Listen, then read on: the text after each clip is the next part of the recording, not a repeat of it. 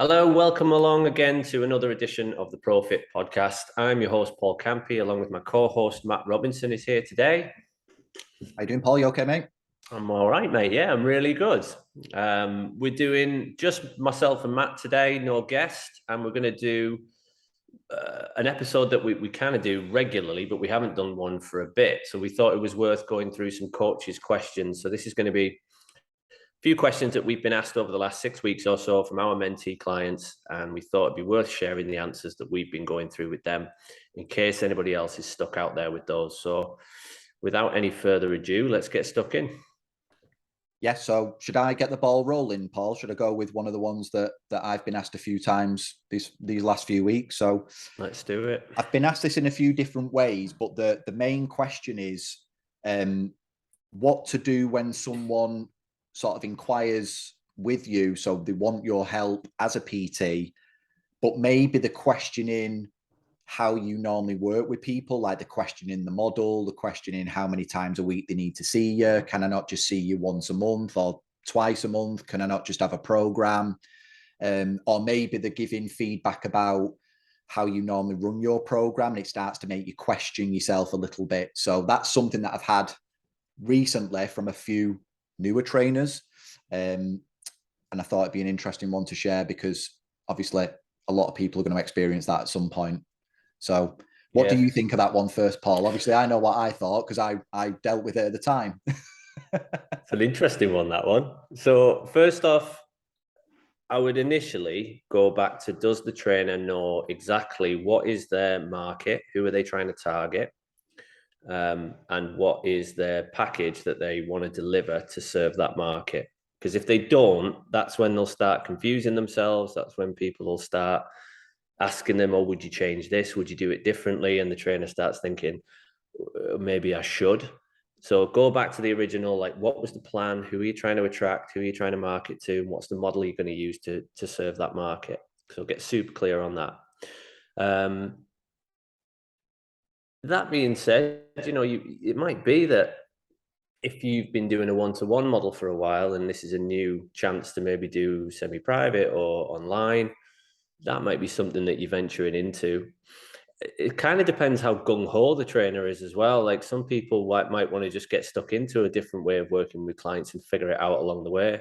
But I think the vast majority of people, it's going to come back to, who are you trying to serve? What was the model you were going to use? Is maybe this not the right type of client for you?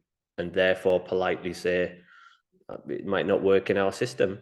And I think that's fine. If you're a bit more gung-ho, you might be like, let's give this a go and build something, and there might be an opportunity there. But I would say most people are that first one. What do you think? Yeah, well, the way I sort of thought about this was, or the way I tried to get the trainers thinking about this was, put it back on them in terms of, so this person's coming to you, you're the expert. So do you think that what they're suggesting is going to work for them? So if you normally work with people and you see them once a week as a minimum, and they're suggesting twice a month, are you confident that that's going to work for that person? Because if not, it's a non-starter, isn't it? It's not going to work. I don't sell things that don't work. Like, I'm not here to give you false hope or false results. I know what this takes. And actually, even seeing me once a week is the bare minimum. So for you to go below that is going to be a bit tricky. So I think it's about educating. I think it's about educating the other person on why the model exists in the way it does. Why do you see people every week? Why do you ask them to do certain things? Why is it set up the way it's set up? What's that based on?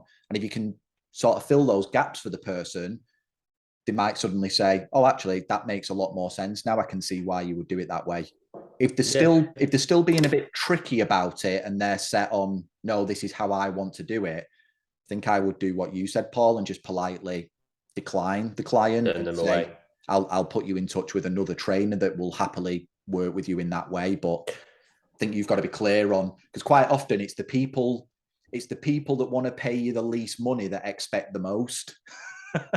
So they're the ones that's true. They want you to, they're only paying you for 2 sessions a week, but then 2 sessions a month, but then they want you to design them 5 training programs a week, that they're not going to do, and they want a full nutrition plan that they're not going to follow, and then they want a supplement list that they're not going to buy. So you've just got to, sometimes you've got to learn that through experience. Yeah, definitely. If people want a couple of things that you could use to help yourself with this, pre-qualifying questions are really good. So if you get an inquiry, come up with 2 or 3 pre-qualifying questions that very, very quickly help you decide whether this person's good to go for a consult, or whether you politely say it probably isn't going to be for you. So think about, like, is this a short-term or a long-term thing you're after, as an example of a question. Someone goes, oh, it's long-term. Great, you're the type of client for me. Just to let you know, we do a bespoke personal training service. Is that something that you're really interested in? It isn't the cheapest, but it's great. Something like that. And if they say, yeah, like, great, you're my type of client. Don't be afraid to kind of qualify people to come through to consult. And the other thing I'd have would be, if they are a bit on the fence, and sometimes budget isn't the problem. Sometimes it is they do genuinely think they, not that they know best, but they're a bit wary about going, God, 2-3 sessions a week, that seems like a lot. Give them an opportunity to put you on trial. So come up with an irresistible intro offer. Like, I know you've said this in the past on these episodes, to go, look, put me on trial for a month. Come in, do this. I'll do you an offer, or come up with a package that you can do an intro offer with people. That's maybe a little bit more manageable financially. There's no massive risk in terms of committing to a 6 or a 12-month contract. Once they've tried it, they'll love it and they'll probably come on board. So come up with an intro offer that's really inviting and really irresistible. Yep. Cool. What about that? Should get okay. I think we've answered that one. I think so. Let's go with one that I've had recently quite a lot really. A lot more people now asking about CRM systems. And first of all, do I need one? Is the question I've had. For people who don't know what CRM system is, you've got a customer or client relationship management system. Do I need one? And what types of things would you need within that system to make sure that you're getting the best out of it? So yeah, thoughts on that? Do you need one? No, for the most part, I don't think, unless you, I think there are other things that you probably need to get in place first before you even start thinking about that sort of stuff. Yeah.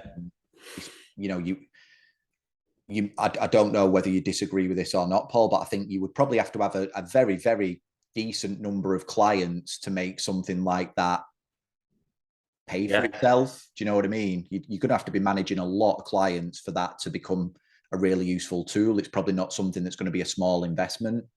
So you're going to want very solid systems in terms of, I've already got a lot of clients that I work with. I've got consistent numbers of new clients or new leads coming into the business every month. If we're talking numbers, you'd probably be wanting to be running a business where you're bringing in like 10 plus clients a month, I would imagine, to make real use of something like that. I just think there's probably simpler things you can do before you go down that route. If you're clever and bring in the right people, maybe first, maybe go down that route. Start outsourcing some of your own tasks. Start building your client experience in other ways. It's not really something, in all honesty, that I've got a lot of experience in. You will have far more experience in this than me, Paul, but that's my little 2 cents on it. Well, I think you're right. I think there's a lot of ways in which you can do good client relationship management with things that don't cost you any money. The simple spreadsheets even can do a really good job, especially if you're a PT, a freelance PT, you're managing maybe 20, 30 clients. I think once you start getting upwards of 30, I think then you might need to look at something a bit more in depth and a bit more in detail. And you might want to start thinking about investing in an actual application or a platform to put people into. And like you said, it depends how many leads you're generating as well. We've spoken in the past about, if you're bringing in 4 or 5 good leads every month and you convert in 2 of them onto good packages, I mean, that's not a hell of a lot to manage. No. And you'll be very successful as a PT, because the likelihood is you're not losing 2 clients a month. So chances are your session numbers and your client numbers are going up. So I think you're right. I think if you're fairly new or you're under 30 clients, I think you can probably manage it on a spreadsheet with your diary, with some kind of recurring appointments in there to make sure you're managing clients well. Probably the same with lead gen as well. You can still nurture leads. I think once it starts getting upwards of 30, you probably need to look at what options are out there for you. Yep. And like you said, it needs to be an investment that pays you back. So you need to think about what's it costing you versus what you're getting back from it. And there's so many options now for CRM systems, absolutely tons. I think you've got to be very clear as well on what you want the CRM system to do, because if you think it can completely automate your relationship with people, that's not the case. Like, bullshit. I can guarantee now there are companies that you as the listener, there are companies that you deal with now at the moment that have got amazing CRM systems that you would deem terrible for customer care. So it's not the CRM system, is it? It's something else. Yeah. And that something else can't ever disappear, in my opinion, in this type of business. That has to remain. So what is that CRM system actually going to do for you? Because it's not going to be able to do everything. And you've got to be aware of that up front. There's still certain elements that you're going to have to nail as an individual or as a business. Because I can guarantee there are companies now that you've dealt with in the last month that have got the best of the best CRM systems. And you've come away from that experience thinking, feeling a bit hollow. These people are shit. Yeah, feeling a bit empty. But yeah, you're right. That's a really good point, is that we work in a people business. So although a CRM system will help your service by automating a lot of what goes on, you've really got to decide what is going to be automated and what is still going to be human. Because that you cannot lose some of those human contacts. Like I've noticed last couple of weeks of opening the gym up here, we definitely have some automated systems, which helps. Yep. But without the human contact, the phone calls, the touch points, you're still looking after people. So you still need to have that in there somewhere. So just decide which bits are going to be automated and which bits are still going to be human. Yeah. And it will help you cut your workload down a hell of a lot if you have a large client base. And the automations are needed as well, just to deliver a good service in some cases, because a lot of what you're going to need to do, especially in terms of lead gen and stuff, is going to rely on speed of implementation. So definitely, yeah. My CRM system can send something quicker than I can get round to doing it, then that's a good automation. That's a good thing to do. Yeah, like a client appointment confirmation or something. As soon as you get off the phone or as soon as they book it, they get an automatic confirmation of what time, what day, what to bring. That stuff's cool. But there will definitely be some parts that might need a phone call, might need a touch point with a proper person. So always have to think about that as well. Yep. Cool. All right. Next one from me, Paul. Dead simple. How do you create leads if you've got no footfall? So again, this has come to me in many different forms. People that are opening gyms that obviously now have to go out there and generate leads. People that don't work in a gym, maybe they work in their own facility, like a private studio from home or a garage, or they rent some space somewhere. Thought this was a good one to bring up because obviously with opening the gym, you guys have had to generate footfall from nowhere. With the way I run my business now, being entirely remote and online, I don't have 6,000 people walking around the gym every day to interact with. So there are lots of things that you can do. But I think there's some sort of like underlying principles that you need to understand first if you're gonna make some of this stuff work. I think first and foremost, I think there has to be an acceptance that if you've got zero footfall, if you want to speed this process up, you're going to have to invest in footfall. You're going to have to buy it. You're going to have to put some money in. And in order to do that, you've got to make sure that what you're selling on the back end is priced at a level that allows you to do that. Because if it's costing you, pick a number. If it's costing you 50 quid to generate a bit of footfall and you're only being paid 50 quid on the back end, it's not going to work. It's not going to it's not going to be scalable, is it? It's not going to happen. But if you can be packaging your service properly and making sure you're charging the right amount of money, you should always be able to invest in your business in a way that allows you to create different forms of footfall Footfall. Football. I'm excited that the Premiership's back this weekend. I know, so am I. I've had two weeks of United not being on with them cancellations Sick and of everything. watching England. I cannot wait for it. Yeah. So you've got to have like different forms of footfall, different forms of awareness. Yeah. And I just think you're going to have to put some money into this at some point. There are obviously ways you don't have to invest money. You're going to have to invest time. I just thought that was something worth mentioning up front, is that you're going to have to make sure that your model can allow for you to pay for some footfall. Yeah, I would have a marketing budget assigned, right? Like if you don't have any revenue for a marketing budget, I would, probably try and find some. Because you need to work out what's it going to cost you to generate each lead that you are going to get in, and then out of those leads that come in, what's your conversion like to consultation or your offer, and then what's your conversion from your offer to your paying members. And when you kind of reverse engineer that, does it all make sense? Does it make sense how much you're paying for a new client versus what they pay you? Because it might, like you said, it might cost you 50 quid to generate one new client and they only pay you 50 quid. So what's the point? Yep. Like, there needs to be a profit involved. So yeah, definitely think about, have you got a marketing revenue line and what are you going to spend that on? Obviously you can do social media and social media ads. That's a way to get out there and get advertising. I would also, we've said this in the past and we're doing this in the gym at the minute, is try and dominate your postcode first of all. Yep. Plenty of opportunities in your community to get out, get in amongst people and actually let people know that you're there. That's the first thing, is they might not even know you're there. And, maybe some guerrilla marketing type tactics where you go and drop a few grenades in the local community and do some events and put on some open days and try and mix with local businesses and get flyers everywhere and really just try and push out there to make sure people know, first of all, you're there. And then again, maybe think about some kind of offer that draws people in so you can draw people through the door.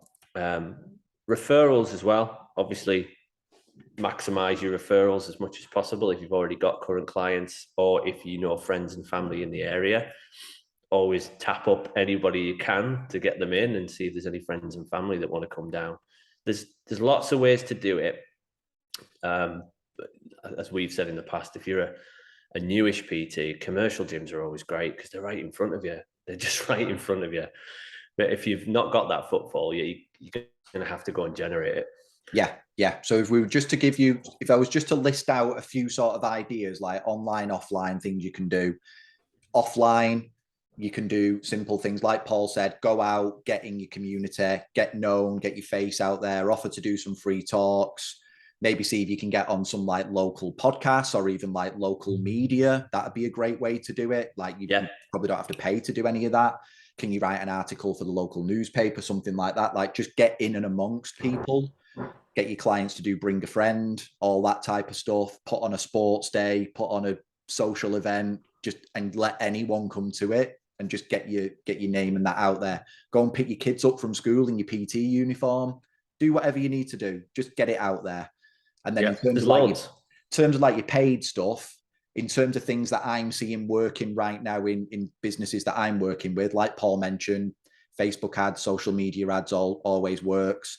You can also use like your social media community groups. So going in there and adding value and answering questions, and then maybe once a week putting an offer in there. Like a lot of these groups will have a day of the week where you're allowed to promote your business, and it's acceptable to do it. That's great to do, but you still need to be in there on the other days, putting a bit of value in there. A little bit of paid marketing in like your local magazines and stuff as well is working really well at the minute, providing that you've done what Paul said and you've got an offer. If you're just going to advertise Matt Robinson PT services, call me for information, it's like, that's so vanilla that I don't like, I'm not going to see it. It needs to be something that's going to entice me in and make me want to make a decision on that right now, and make me want to act on it right now. So some sort of offer, some sort of challenge or package or result that you can give me that's in my face is going to work really well for that. There's even websites, Paul, like if you're willing to spend a bit of time dabbling in these things, there's websites like, I've mentioned this on my reels recently, bark.com. You can sign up can sign up as a professional, put on there, I'm a PT taking on clients. Clients can reach out to you, you can reach out to them. You do have to pay to use the platform, but it's a way, like if you're willing to put some time and energy into it, you can get people coming to you. So loads of different options. One just kind of prerequisite for everybody is same as we mentioned on one of the other questions there, is know your market, who you're trying to attract, and that will dictate the media you're going to use. So that could be your social media platforms, but also if you are going to go out into the community, don't just go out anywhere. Go to places where your people are going to hang out. So go to the types of businesses that your customers will use as well, so that you can get in front of those, you can build relationships with those business owners, and you can hopefully create some relationships that are going to pay off for both of you. And that's a great way to get clients. Same for your magazines. Make sure it's the right magazine you're in. Make sure you're in all the right publications or media that you need to be in. Yeah, I think a great one for being in the right type of place, Paul, like you just mentioned, then it triggered one of the things I put out recently on social media. I think a great untapped place to do that is like your local sports clubs. So if you've got a golf club nearby, there's going to be people in there that want to get better at golf. They're not just there they're there to socialize and play golf, but they want to get better. So you could go in there and do something in there. Same with like tennis clubs and cricket clubs and triathlon clubs and running clubs. There's going to be a percentage of people that aren't just there to do the thing. They want to get better at it. And they understand that there's stuff they can do away from that sport to get better at it. Yeah, absolutely. I think sports clubs are so underutilized in that sort of sense, like membership clubs, especially like where people are paying good money to be there. Like a golf club is a perfect example of that, isn't it? Yeah, exactly. You're going to have people in there that want to take that sport that little bit more seriously. And if they can do that in a way that benefits the health at the same time, win-win. Yeah, chances are you have got people in there who they want to improve their health, and they're also already paying a membership, which is a really good point you just made. You know, might not be the best place to go to your local football club where the people are doing it for free. Yeah, it just, not that there's anything wrong with that, but it might just not be your market. So just consider who's going to be there, who you're trying to attract. Cool. Okay. Next one's a bit of a curve, not a curveball, I guess, but something I've been asked in the last few weeks was about some of my clients are now taking on staff and interviewing people. So needed help with interview questions and how we'd recruit somebody into the job. So I thought this might be a good one for anybody who's in an interview process. If you're a new PT and you're joining an organization or joining a PT gym or you're going to work for somebody else, there's some things to consider when you're going for interviews or when you're answering interview questions. So I think one of the biggest things I've tried to get across on this is when we interviewed, we always interviewed on values. So we would ask questions based on the type of person we were trying to attract. We weren't massive on qualifications. Obviously, they had to be qualified, but we had a minimum expectation of qualifications, and that was it. We weren't too bothered after that. We were more looking for, did the people match the values that we wanted displayed day to day? So, and from somebody going for an interview, I would think about what are your values and can you match them to the company or the gym you're going to work in, or at least get it close. Because if they're not that close, then you're not going to have a very good time. So really think about what your values are, how you would genuinely answer some of these questions, and don't be afraid if it's not matching up, that it might not be the right company or organization for you to go to. Yeah. I thought that was something to cover this week a little bit. Anything to add to that? Yeah, I think because we've done a lot of interviews, haven't we, over the years, Paul? We've done hundreds and thousands. Thousands, yeah, probably. I know this is going to sound like interview technique 101, but just some basic advice, like do some level of preparation. The amount of time that I sat down with someone who had come for an interview at Profit and didn't know who we were or what we did, like blew my mind. Yeah. Like, know something about who you're going to go and sit down with and what's involved and how it works. Like, go and look at the website. It'll probably list on there their values and their culture and things like that. Like, go and spend a bit of time looking at their stuff. The other thing that used to annoy me as an interviewer that I would definitely take into an interview process now is I would always say to them, have you got any questions? And the amount of times people would say no blew my mind. Like, how can you not have any questions? You want to come and work, you want to come and spend 15 hours a day with us, and you've got no questions. You got nothing to ask. Yeah. Like, you should have a couple. Like, it just, to me, I always just got the sense of someone not really being that asked. Like, if they weren't prepared, they didn't have a couple of questions that they want, even if they were like, dare I say, like almost like silly questions. It just showed that they cared. Like, quite often someone would, someone that did have questions might say something like, I'm a bit worried about like how to pay tax as a self-employed individual. And I'm like, great, we'll sort that for you. Yeah. At least you care. But when you think about what we were looking for as well, like the values were things like passion, honesty, good communication. So get that across, even if it is a silly question, just come across with personality and those kinds of values, and you'll do pretty well. So, yeah, I agree. From an interviewer's perspective, there was nothing more annoying than people didn't know who you were. They didn't have any questions. They were underprepared. You just thought, well, definitely not. It doesn't matter what level of qualification the person had. We were looking for, is this the right person to come and join our team? So yeah, if you're going for interviews, dead good advice. Go on the website and have a look. They'll probably have the values listed. Have a look at the language they use when they're describing things as well. Have a look at what's important to that company, and be genuine. Don't think, oh, I'm just going to fake it and use those words. Think, does this match with how I feel about things? And if it does, you're probably going to have a good time. If it doesn't, maybe think about interviewing for somebody else. Yeah. And anyone that is out there being the interviewer, I think if I was going to boil down like thousands of interviews into one thing now, I think it'd just be a case of, when I'm sat with the person, would I see myself going and having a beer with this person?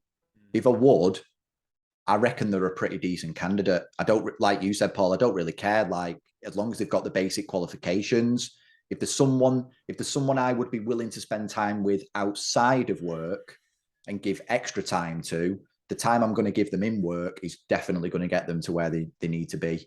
I think if you sat there thinking, this person's a bit dry and I can't really see much spark there between like us and, like, I think you've got to have that bit of camaraderie with the people that you're taking on, because you're going to have some fun times, you're going to have some tough times, you're going to have some difficult conversations. So I think you've got to have that bit of a spark initially, almost like a date, like a relationship. Do you know what I mean? That same type of thing. Well, we had a question. We had an interview question that was, tell us a joke. Yeah. That one used to be great. Used to watch them squirm, didn't you? He used to stop people in their tracks. We'd say, tell us a joke. And they'd be like, what? Tell us a joke. Because you got to be, we're looking for people who can be spontaneous and can relate to people and can just, off the fly by the seat of their pants sometimes, because you're going to be dealing with people. So tell us a joke. Yeah. You either used to get people that had no jokes whatsoever, and then there were other people that you could see physically filtering out really inappropriate ones. Or they just said an inappropriate one. We had plenty of them.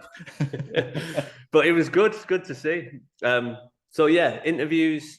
I think if you're giving interviews, think about what values you want to see, what types of things you want to see out of people. If you're in an interview, like Matt said, do your prep. Have a look at whether the company, the interviewees match what you're after, and go in with some questions, be prepared and be honest and be passionate about it. Yep. Qualifications are not the be all and end all. You just need the minimum amount. Yep. Okay. Have we got one more? Is it one more? Last one from me, Paul. So okay. This is quite a timely one, I think. So if you are listening to this way into the future for any reason, at this moment in time, the media around us is doing a lot around cost of living crisis. People are struggling, all this just negativity that we're surrounded by. There have been a few trainers recently that have said, oh, I'm losing clients because of money and because they're struggling and stuff like that. And I don't want to completely take that off the table as like a genuine reason why someone might leave. Like, if someone's lost their job, then yeah, clearly personal training might not be as high a priority anymore.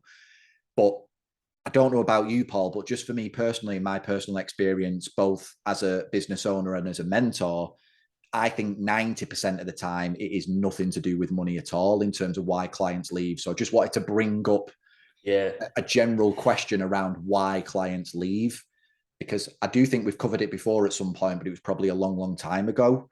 And, you know, if you've listened to us for any length of time, you'll understand that clients come for a result initially, they stay for the experience. If they leave, I think that somewhere along the line, it's an expectation hasn't been met somewhere. Something's not met their needs, their expectations, their ambitions, what they need as a service. I can guarantee that it's not purely a financial decision. There might be a financial element, but had those expectations been met, the finance piece would have been less of an issue. Yeah.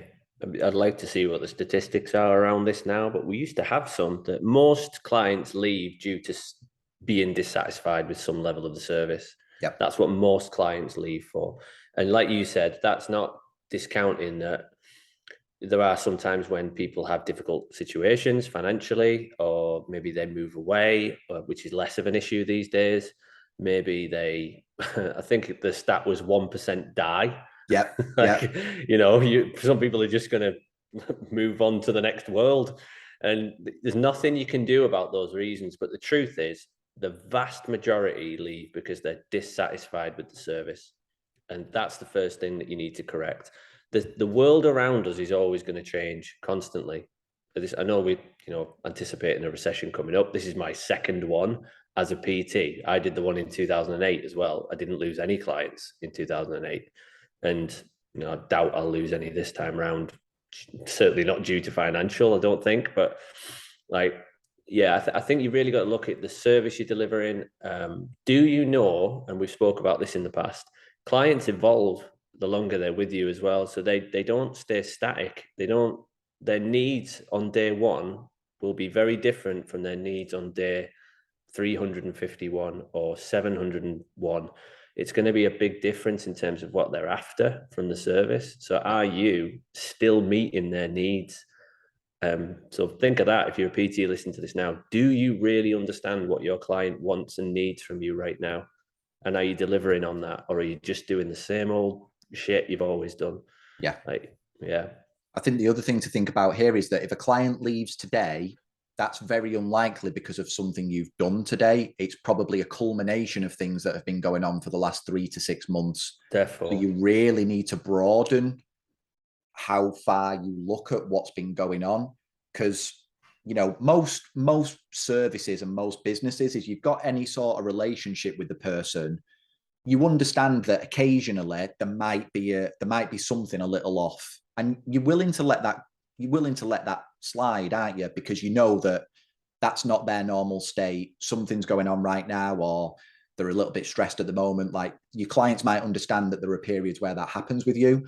But if someone's leaving right now and the underlying reason is that they're dissatisfied, that's probably something that's been going on for a while. And then there's something that's happened recently that was maybe the straw that broke the camel's back. It was that last thing that made them go, you know what, I'm off. I'm going somewhere else.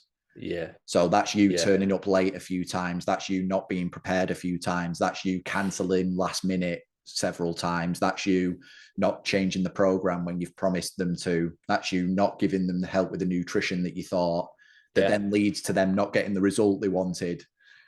Yeah, or sometimes just not being present in the session. Yeah. If you had a client for 3, 4, 5 years, you can take it for granted sometimes, and you're just not present.